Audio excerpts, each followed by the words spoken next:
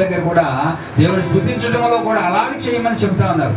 అందుకే మరి దావీదు భక్తులను చూస్తాం. ఒక రాజు గారు ఆయన ఒక రోజున మందసం అనేది తీసుకొస్తా ఉన్నారు. దేవుని మందసాన్ని యెరూషలేము పట్టణంలో తీసుకొస్తుంటే ఆయన రాజు గారు, మామూలుగా అయితే రాజులు ఎలా కుర్చీలో కూర్చుంటే పల్లకీలు అలా తీసుకొస్తా ఉంటే చూస్తూ ఉంటారు. కానీ అందరూ డ్యాన్స్ వేస్తూ ఉంటే ఆయన కూడా చూస్తూ ఉంటారు. మామూలుగా అయితే ఆయన ఏం చేశాడు, ఉన్నట్టుండి ఆ సింహాసనం మీద దిగిపోయి వెళ్ళిపోయి మామూలు సాధారణమైన ప్రజలతో కలిసిపోయి డ్యాన్స్ చేస్తా ఉన్నాడు. దేవుని స్తుతిస్తూ ఉంటే మర్చిపోయాడు, మొత్తమే రాజు అన్న సంగతే మర్చిపోయాడు.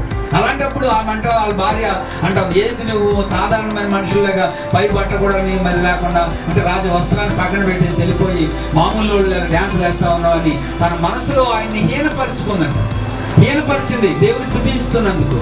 అప్పుడు దేవుడు ఏం చేశాడంటే ఆమె గర్భాన్ని మూసివేస్తే ఆమె జీవితాంతం గొడ్రాలుగానే మిగిలిపోయింది. దేవుని స్తుతించడం అనేటువంటిది మరి ఎంత గొప్ప విషయం. దేవుని గణపరిస్తే దేవుడే మన జీవితంలో మనల్ని బట్టి సంతోషిస్తే నా జీవితంలో అంతకంటే గొప్ప ధన్యత ఏది కూడా లేదు. కాబట్టి దేవుని స్తుతిస్తున్నప్పుడు, పాడుతున్నప్పుడు, ఆయన గణపరుస్తున్నప్పుడు పక్కన ఎవరున్నారో చూడకూడదు. అమ్మ మనం ఇలా పాడితే వీళ్ళు ఏమనుకుంటారు, వాళ్ళు ఏమనుకుంటారు అనకూడదు. నీవు డ్యాన్స్ వేయాలనిపిస్తుందా, వేసేయి. దేవుని సన్నిధిలో దేవుని స్తుతించు. మనం అప్పుడప్పుడు చూస్తాం క్యారల్స్కి వెళ్ళినప్పుడు స్వీటీ అప్పుడప్పుడు డ్యాన్స్లో ఈ మధ్య అంటే క్యారల్స్ లేవు, కరోనా వచ్చి క్యారల్స్ మనకి పోయినాయి. కానీ ఇప్పుడు అక్కడక్కడ వీడియోలు మనం చూస్తూ ఉంటాం. మర్చిపోయి డ్యాన్స్లు, జయరాజు గారి డ్యాన్స్, సిస్టర్స్ డ్యాన్స్లు అవన్నీ మనకి ఎంత పూర్తిగా ఉంటాయి. దేవుని సన్నిధిలో సంతోషంతో దేవుని స్తుతిస్తున్నప్పుడు మనకున్న బాధలు మర్చిపోతాం, మనకున్న కష్టాలు మర్చిపోతాం. దేవుణ్ణి ఆనందం పడుతూ దేవుని సన్నిధిలో ఘనపరుస్తూ ఉంటాం.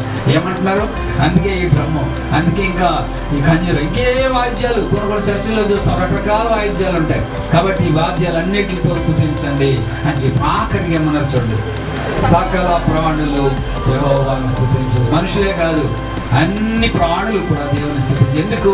అన్నిటినీ దేవుడే సృజించి అన్నిటికీ ఆయనే పోషణ చేస్తా ఉంటాడు. కాబట్టి ఈ ఉదయకాలం దేవుని కృపలను తలంచుకుంటూ, మేలులు తలంచుకుంటూ, మరి మనకున్న సమస్యలు మర్చిపోయి, బాధలు మర్చిపోయి ఆయన పాడడంలో, ఆయన గురించి గణపరచడంలో మనం ఆయన స్తుతిద్దాం, మహింపరుద్దాం, ఆయన ఆరాధిద్దాం. దేవుని నామమునకే మహిమ, ఘనత, ప్రభావములు కలుగును గాక.